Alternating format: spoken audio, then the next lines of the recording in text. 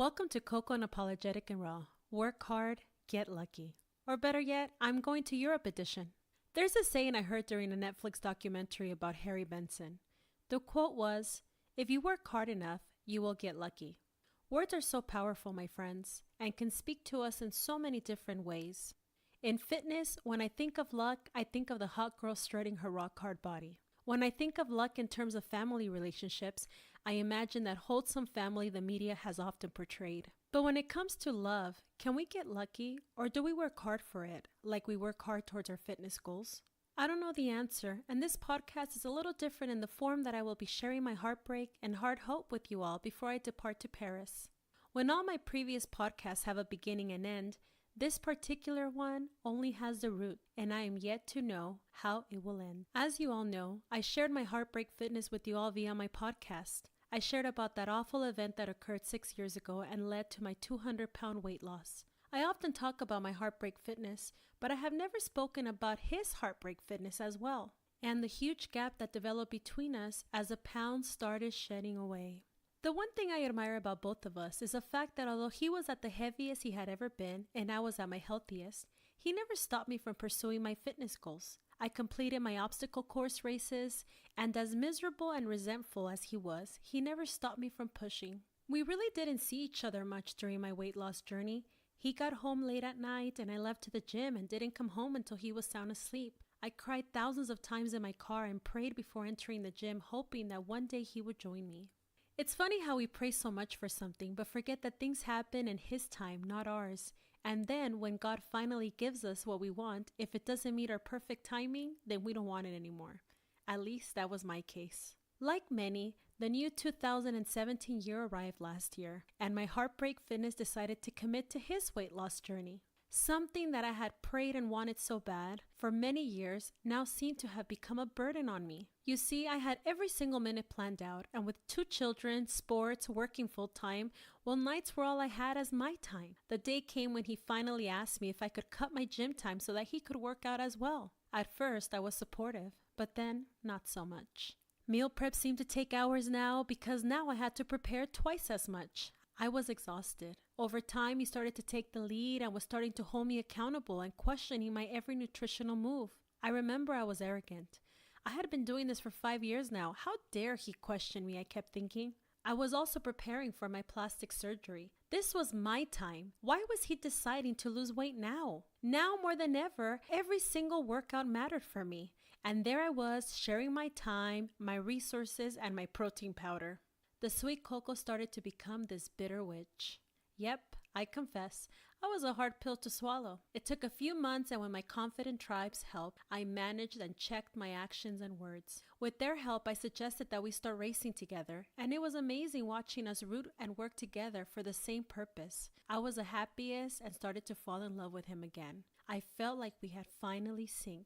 Unfortunately, there was not a happy ending for us yet. A ghost from his past emerged back into our life, and it knocked me harder than I had ever seen, but this time only for a nanosecond. I think that as women we develop these insane defense mechanisms that in the middle of chaos, pain, and heartbreak, we can easily go on auto shutdown mode and survive the wave. However, once we shut down, good luck getting us out of that mode.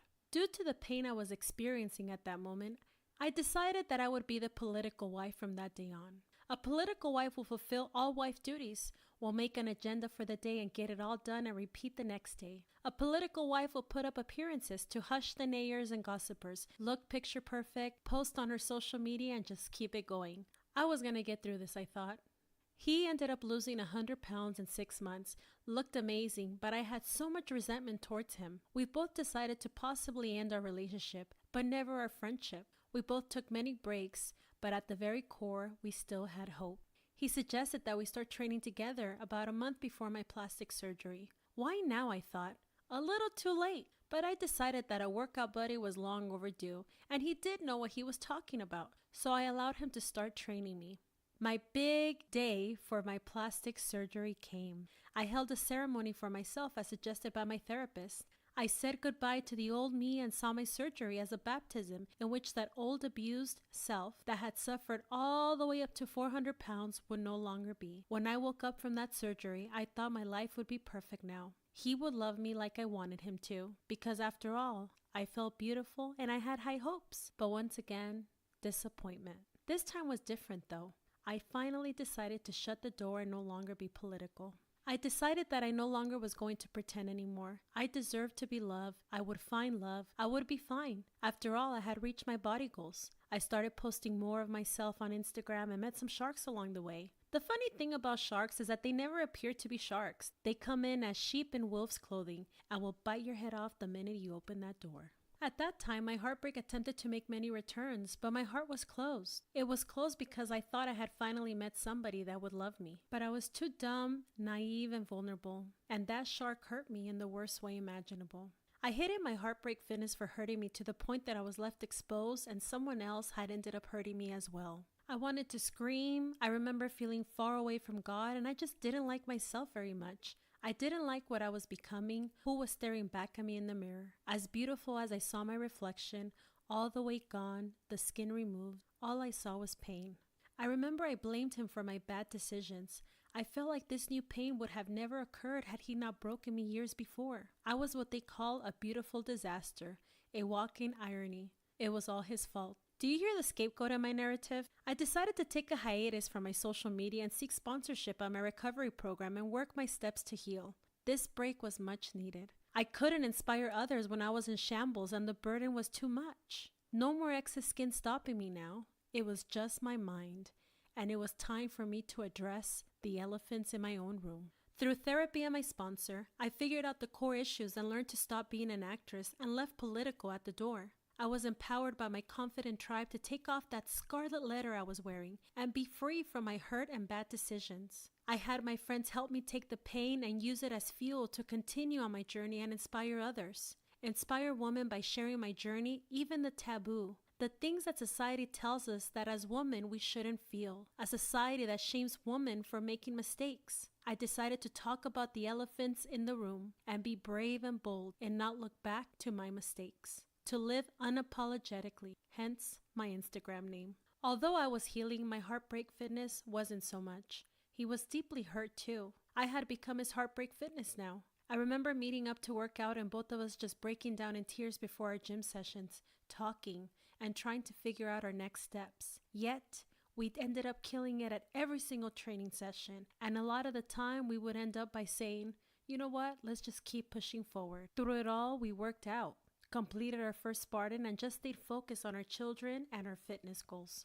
I remained unapologetic about my bad decisions and didn't realize how much pain came with that. I learned the hard way that being unapologetic doesn't give you the right to hurt others, and I had hurt him. I also became cynical. Something in me felt justified, and in a way I became my own cynical judicial system, where deep in my heart I would hear that voice say, doesn't it hurt? How do you like it now that it's you? Somehow I had become the bad guy.